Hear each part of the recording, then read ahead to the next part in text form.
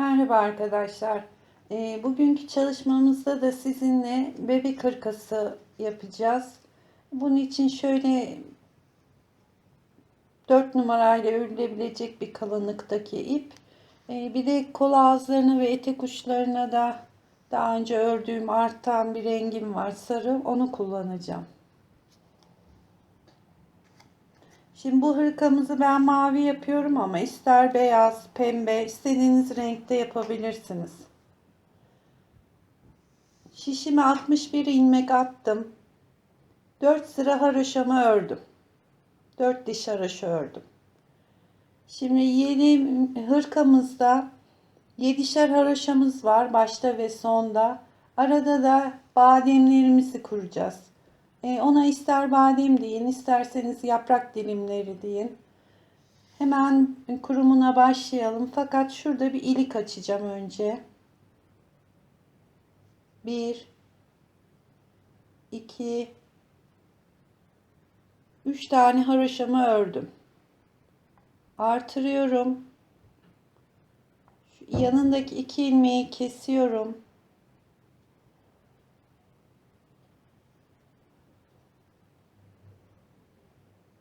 Kestim. Burası 7 tane haroşa olacak. 2, 4, 6 ve 7 tane haroşamı ördüm.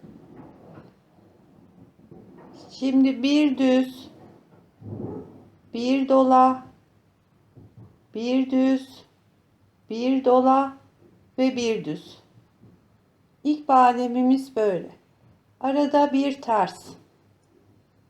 Tekrar bir düz, dola, bir düz, dola ve bir düz. Arada bir tane tersimiz var. Tekrar bademi kuruyoruz.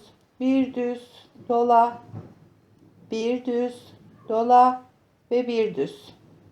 Arada bir tane tersimiz var.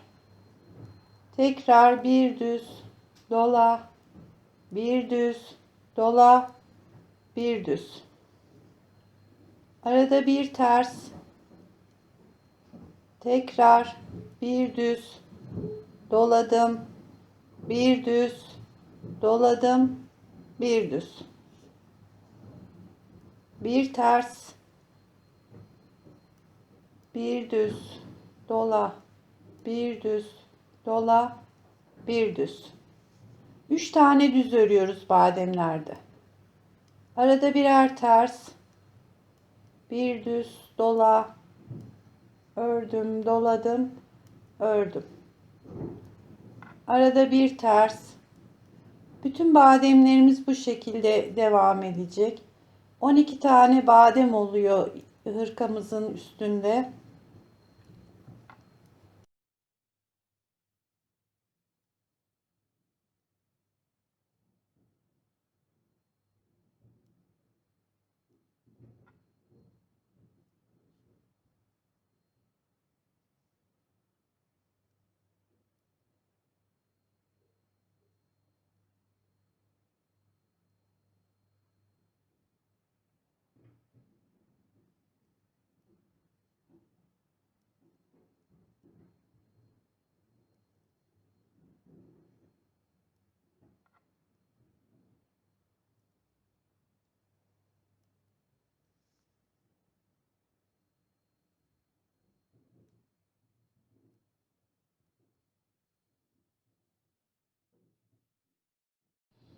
Sonumuzda 2, 4, 6, 7 tane kaldı.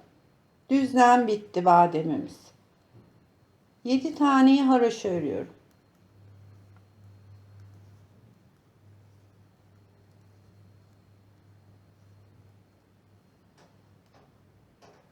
Arka tarafında yine ilk 7 ilmeğim haroşa. 3, 4, 5, 6, 7. Şimdi ipimi kendime çeviriyorum. 1, artırdığım ilmek 2, 3, 4, 5 tane ters ördüm. İpimi çeviriyorum. Bir tane düz. İpimi çeviriyorum. 5 tane ters.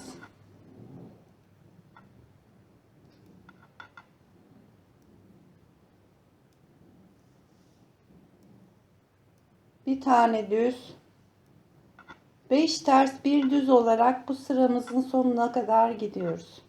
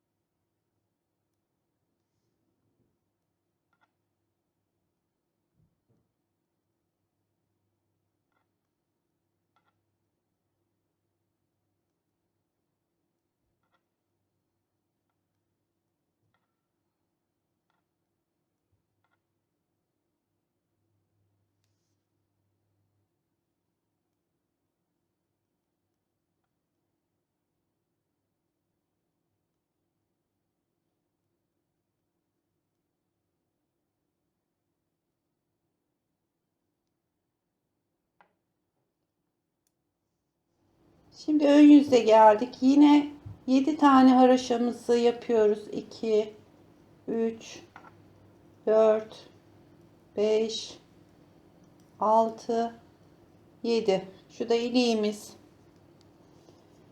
Şimdi bir örmüştük. Bu sefer bir önceki artırdığımızda 2 örüyoruz.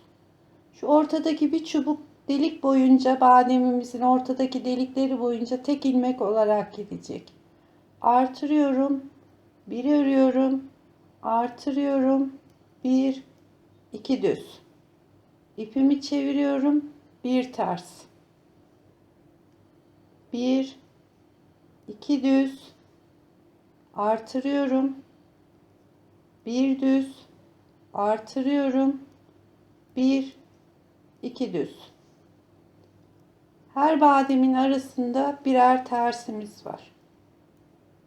1, 2, doluyorum, bir tane örüyorum, doluyorum, 1, 2 ve bir ters. Bu sırayı da böyle gideceğiz. Geri gelirken ters ters, düzü düz olarak örüp geleceğiz.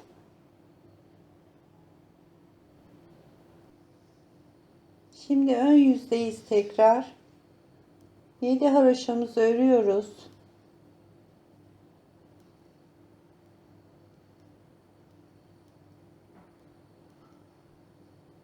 Yedi. Şimdi şuradaki düzlerimiz 3 oldu. 1, 2, 3 tane düzümü ördüm. Artırıyorum. Bir tane örüyorum. Tekrar artırıyorum. 1, 2, 3 düz. İpimi çeviriyorum. Bir tane ters. Bu sırada düzlerimizi üçer tane yaparak şu deliklerin arasındaki bir tek ilmek düz olarak gidecek. Artırıyorum. Düz. Artırıyorum. 3 tane düz. Ve arada bir ters. Şimdi bakın 1, 2, 3. deliğimizi yaptık. Bu 7 delik olana kadar devam edeceğiz.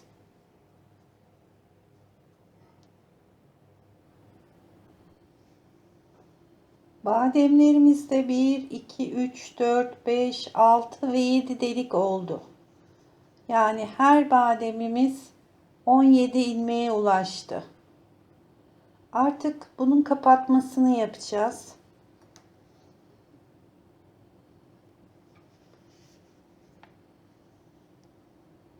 Şimdi 7 tane haroşamı örüyorum. 2, 3, 4, 5, 6 ve 7. Şimdi burada bir tane artırma yapıyorum. Şu bademin ilk 2 ilmeğini kesiyorum. Bu kesmelerimiz sola doğru olacak. Kestim. Şimdi aradaki ilmeklerimi örüyorum. Son 2 ilmek kalana kadar. Burada artık artırmamız yok. Direkt geçiyorum ortayı.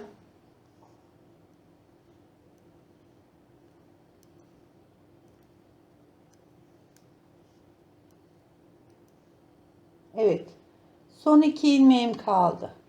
Bunu da sağa doğru şuradan kesiyorum.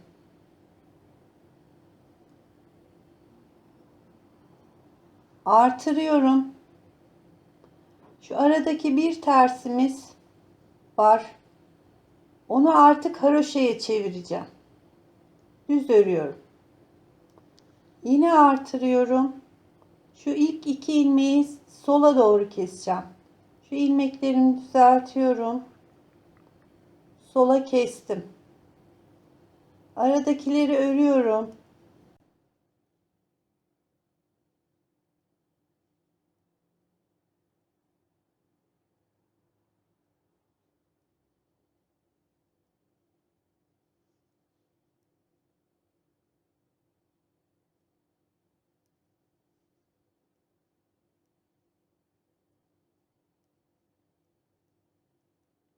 Evet, son 2 ilmeğim kaldı. Bunu da şöyle sağa doğru kesiyorum. Artırıyorum. Şu bir tersimi haroşa yapacağım için düz örüyorum. Tekrar artırıyorum. Şu 2 ilmeğimi sola doğru kesiyorum.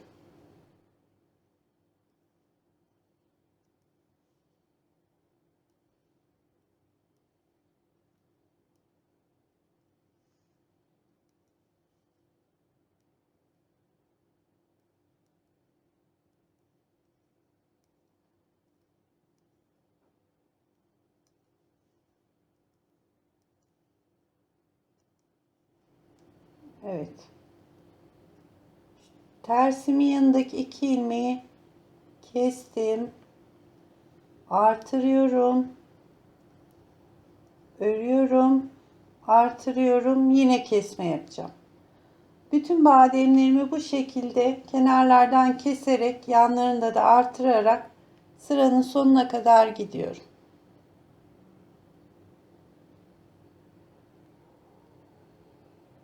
Haroşadan önce son 2 ilmeğim kaldı bademin. Onu kesiyorum. Haroşadan önce bir artırma yapıyorum. 7 tane haroşamı örüyorum.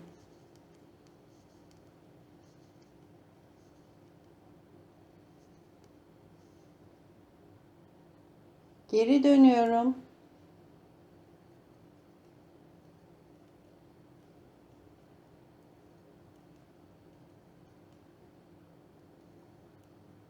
Haroşamı ördüm. Şu artırdığımız ilmeğe geldik. Bunu da direkt örersem delik olacak. Bademlerin yanında delik olmasını istemiyorum. Onun için şöyle bir çeviriyorum o ilmeğimi ve haroşa olarak örüyorum. İpimi kendime çeviriyorum. Terslerimi örüyorum. 3, 4, 5, 6, 7, 8, 9, 10, 11, 12, 13, 14, 15. Şimdi şuradaki bir düzümüzü de artık haroşaya çevirdik. İpimi döndürüyorum. Ön tarafa, arka tarafa daha doğrusu. Şu artırdığım ilmeği şöyle bir kere çevirip örüyorum. 1 2 bunlar haroşa olacak. Tekrar ilmek yapıyorum. 3 haroşa yaptım. Arada 15 tane tersimi örüyorum.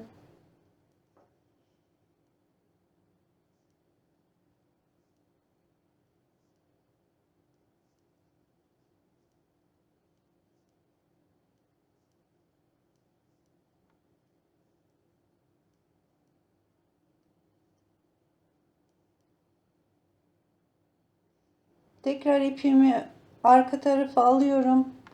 Şu artırdığımı şöyle yapıp bakın burada ilmek oldu. 1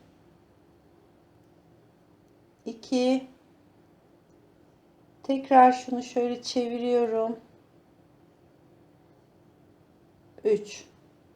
3 haroşa 15 tersi olarak bu sırayı tamamlıyoruz.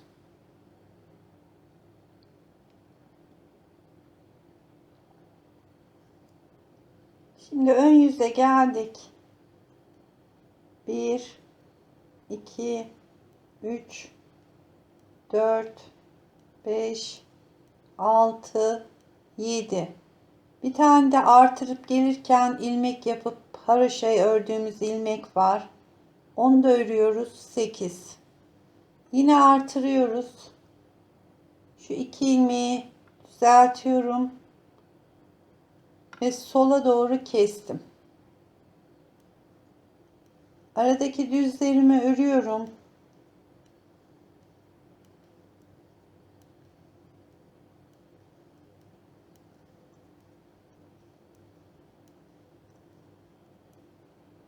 Evet, son iki ilmeğe geldim. Onu da sağa doğru kesiyorum.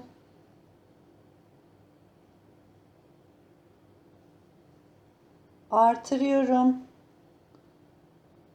Bir sıra önce artırdıklarımız var. 3 ilmek. 1 2 3 yine artırıyorum. Diğer bademin kapatmasını yapıyoruz. Sola doğru kestim.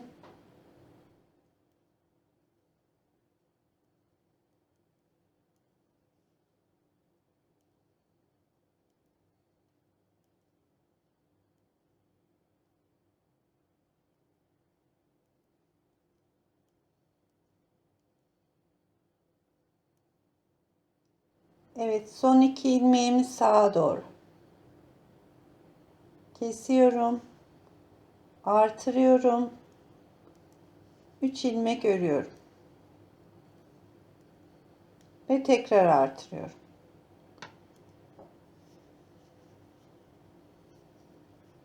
Bakın bademlerimiz sağ kenarı sola doğru keserek, sol kenarı da sağa doğru keserek bitireceğiz. Yani en son burada 3 ilmek kalacak. Artıracağız. 3 ilmeği birden keseceğiz ve artıracağız. Arada artırdıklarımız da gelirken ilmek yaparak haroşa öreceğiz. En son bütün haroşalarımız birleşecek.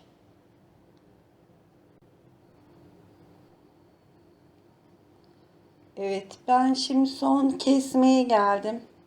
Şöyle bademimiz şöyle göstereyim. Bakın. Birini sola birini sağa doğru keserek son 3 ilmeğim kaldı. Onu birleştireceğim şimdi. Bu arada da 2, 4, 6, 8, 10, 12, 13 haroşada iliğimi açtım. İkinci iliğimi açtım. 1, 2, 3, 4, 5, 6, 7, 8, 9, 10, 11, 12, 13, 14 haroşa oldu başımız. Şimdi artırıyorum. Şuradaki 3 ilmeği hepsini aynı anda kestim.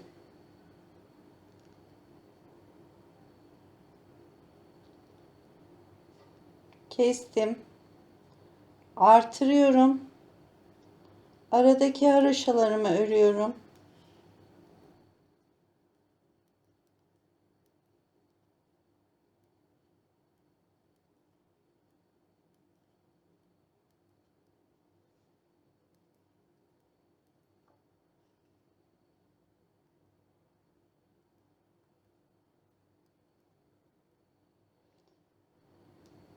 Kesmeden önce yine artırıyorum. 3 ilmeği aynı anda kesiyorum ve artırıyorum. Evet, bademimiz tamamlandı artık. Şu haroşalar da birleşti. Geri gelirken bütün ilmeklerimizi haroşa olarak öreceğiz. Bir 4 sırada haroşa yapalım. Kol ayrımını göstereceğim arkadaşlar.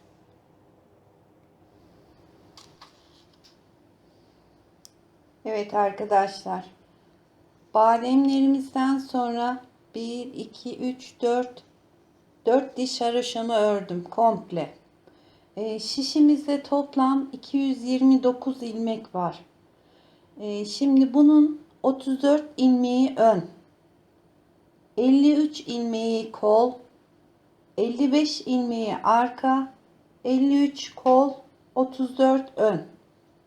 Şimdi 34 önümü ördüm. 34 ilmek önümü ördüm. 53 ilmek de kol için ördüm. Buradan kol ayrımını yapıyoruz artık. Geri dönüyoruz. Bu 53 ilmeği düz örgü yapacağız. Artık düz örgüye geçiyoruz. Burası örgümüzün tersi olduğu için ters örüyorum. 2.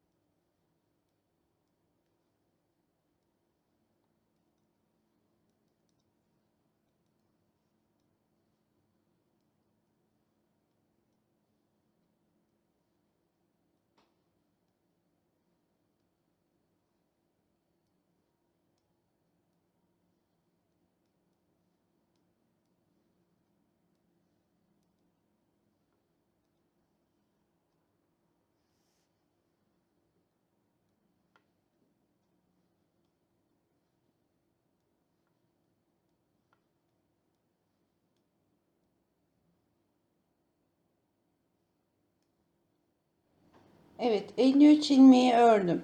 Ön tarafta 34 ilmeğimiz kaldı. O tarafa geçmiyoruz.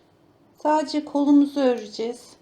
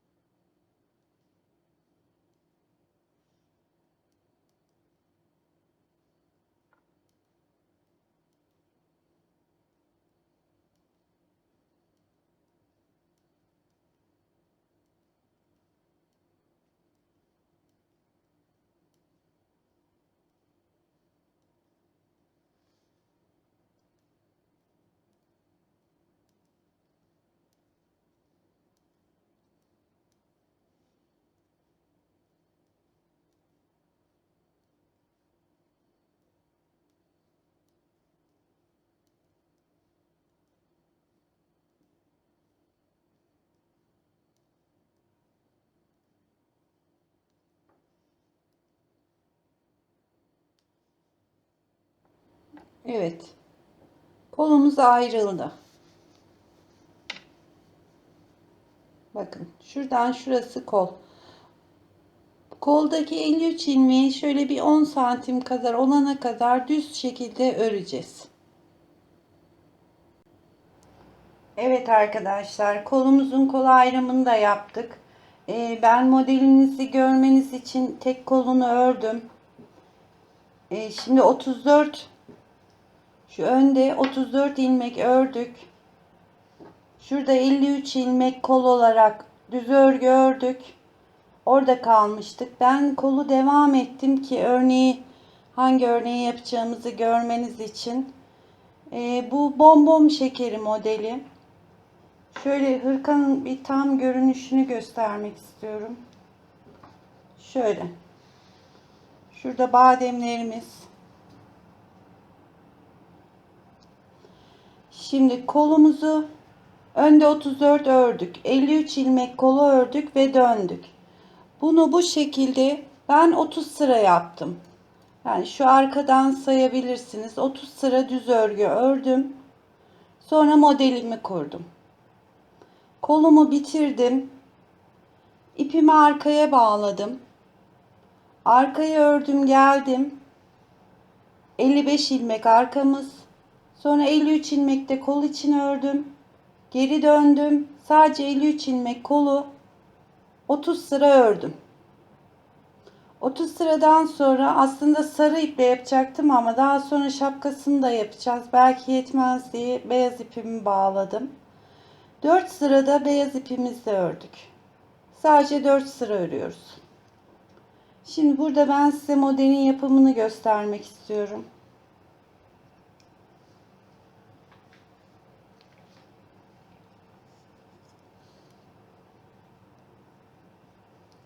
Şimdi ilk beyaz ilmeğimizi örüyoruz. Ördük. Yanındaki beyaz ilmeği alttaki maviye kadar, yani 4 sıra ördük. 4 sıra söküyoruz. Ve takıyoruz. Bak, bunu takarken tek böyle takıp örmeyeceğiz. Diğer söktüğümüz ilmeklerin de hepsini alarak şöyle hepsini beraber örüyoruz. Şimdi 1, 2 ve 3 tane düz örgü ördük. Dördüncü ilmeğimizi yine söküyoruz. Bak, şu alttaki maviye kadar söktük. Bunların hepsini beraber arkada söktüklerimizde alıyoruz. Bakın. Ve örüyoruz. Tekrar 1, 2, 3 ilmek ördüm. Dördüncü ilmeği söküyorum.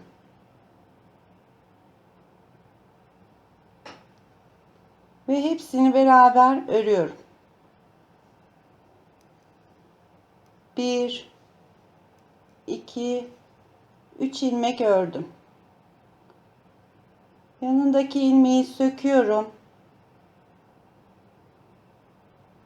Mavi ilmeği taktım.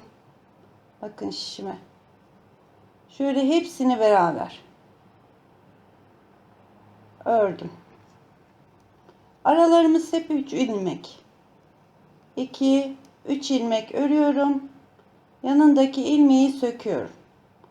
Maviye kadar sökünce bütün ilmekleri beraber alıyorum. 1, 2, 3. Söküyorum.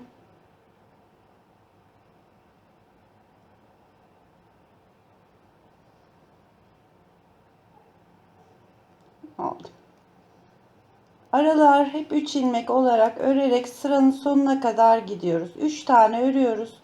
Bir tane söküyoruz. Bakın 4 tane ilmeğimizi söktük.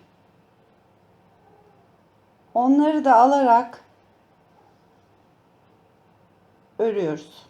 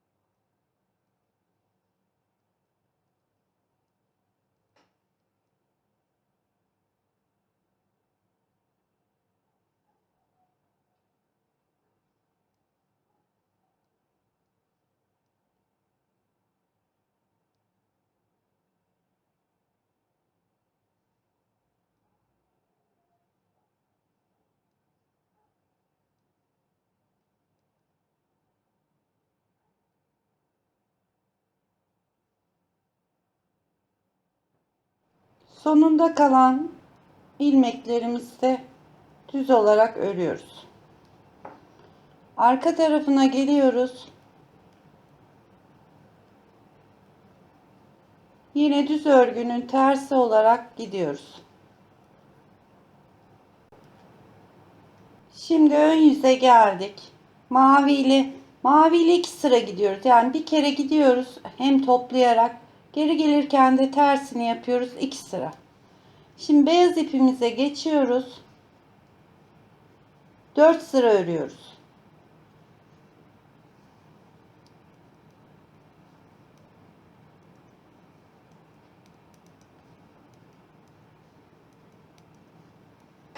Böyle bu şekilde 4 sırada beyazla örüp tekrar model yapacağız. Evet arkadaşlar. Ben beyaz ipimle 4 sıra ördüm. Şimdi tekrar mavi ipimize geçiyoruz. Yeniden örneğimizi yapacağız. Bu sefer bu altta yaptığımızın tam ortasındaki 3 ilmeğin tam ortasındaki ilmeği kaydırma yapacağız. Yani örneğimiz bir aralarda böyle ortalara denk gelerek gidecek. Onun için mavi ipime geçiyorum.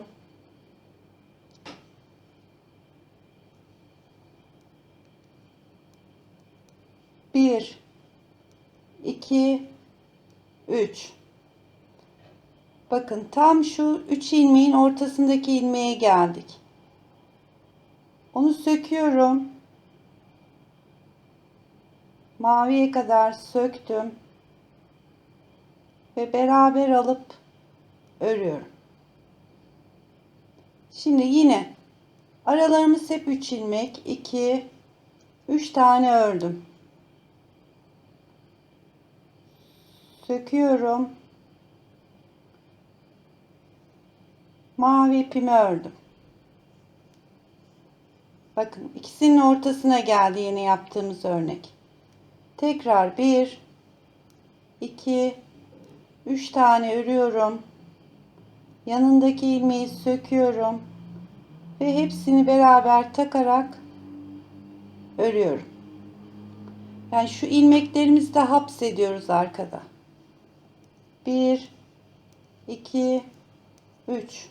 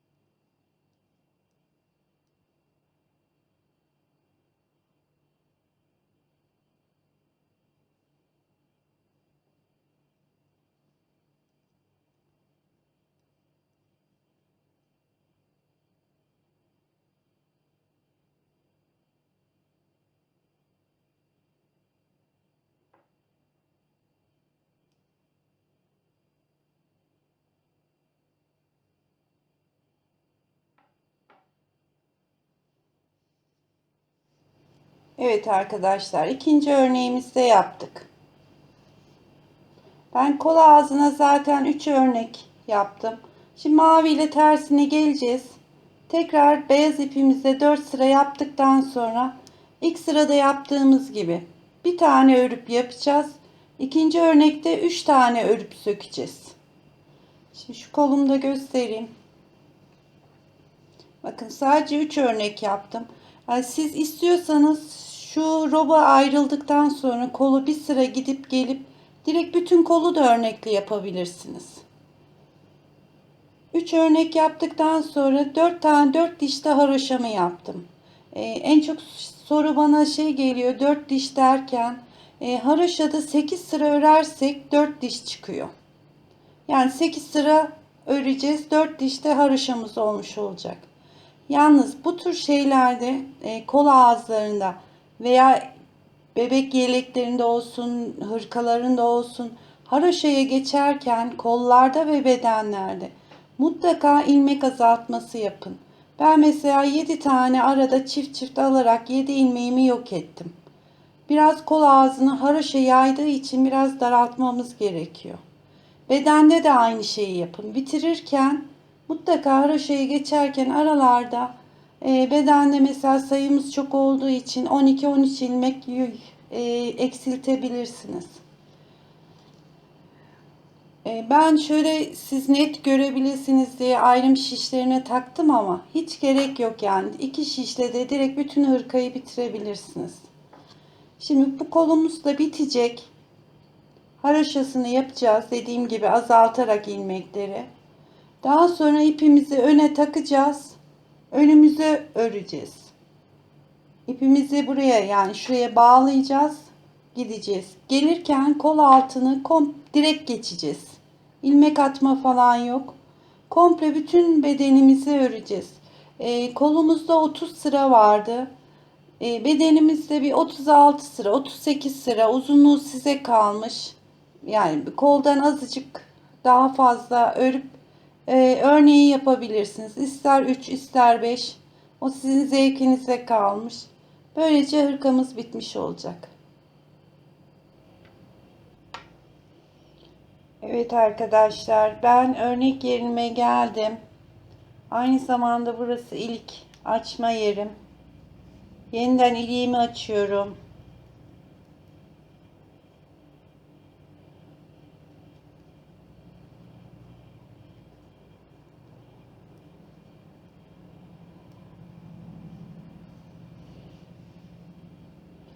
Şimdi beyaz ipimizi bağlıyoruz yine.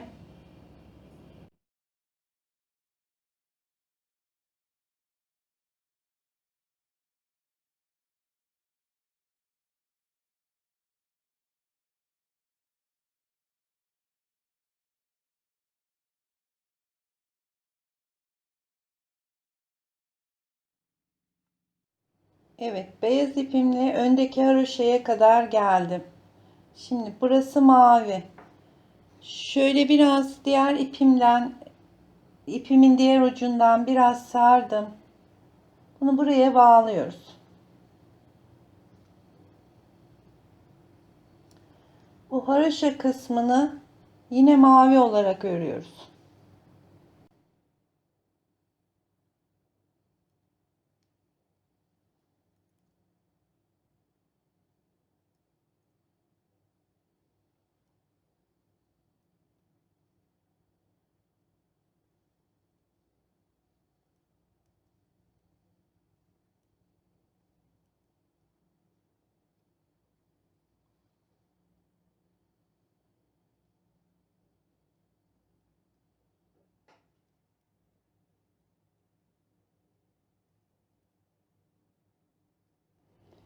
Şimdi beyaza geçeceğiz. Beyaza geçerken şu beyaz ipimizle mavi ipimizi şöyle bir kere çeviriyoruz. Ve böylece 4 sıra devam ediyoruz.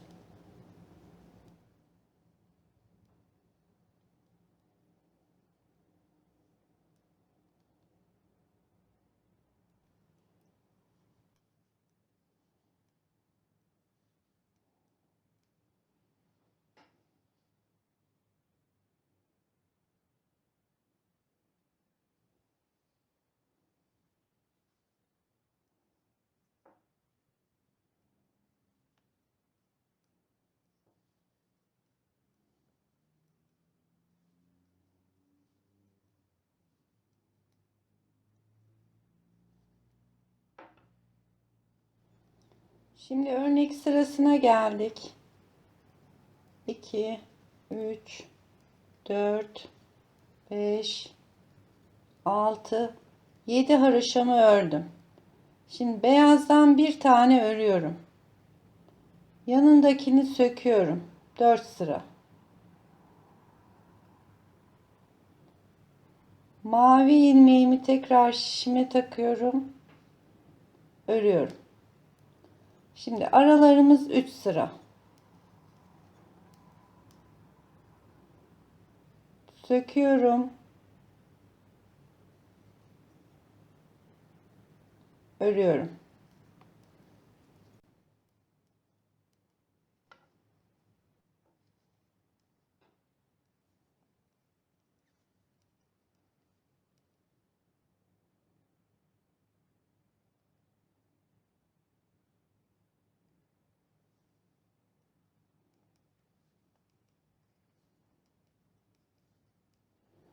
Evet arkadaşlar, sonuna geldik. Şimdi sonunda bir ilmeğin başlarken bir ilmeğin yanındakini sökmüştük. Şurada bir ilmeğimiz fazla kalıyor. Onu şöyle ikisini bir alıyorum. Yine 3, dördüncü ilmeği söküyorum. Yine aynı diğer başladığımız gibi başımızda bir tane oldu. Ve haroşamızı örüyoruz.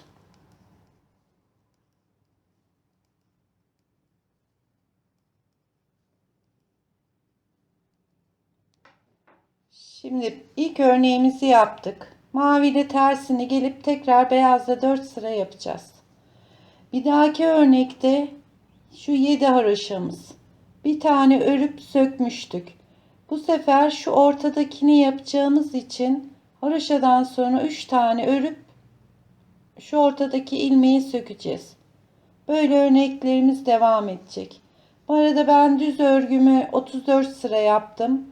4 sırada beyazla yaptım. Birkaç tane örnek yapıp haroşaya geçerken de aralarda mesela 12-13 ilmek yok ederek haroşasını yapıp bitireceğim.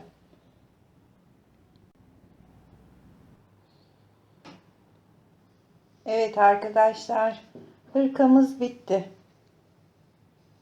Şöyle kolumuz, şöyle arkasını da göstereyim.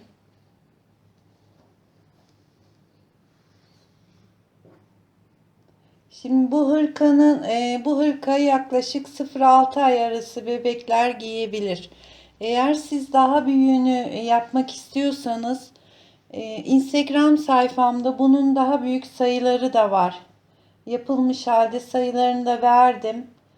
O da 1-2 yaş arası bir hırka. İsterseniz bu sayılarla, isterseniz diğer sayılarla yapabilirsiniz. Yapacak arkadaşlara kolay gelsin.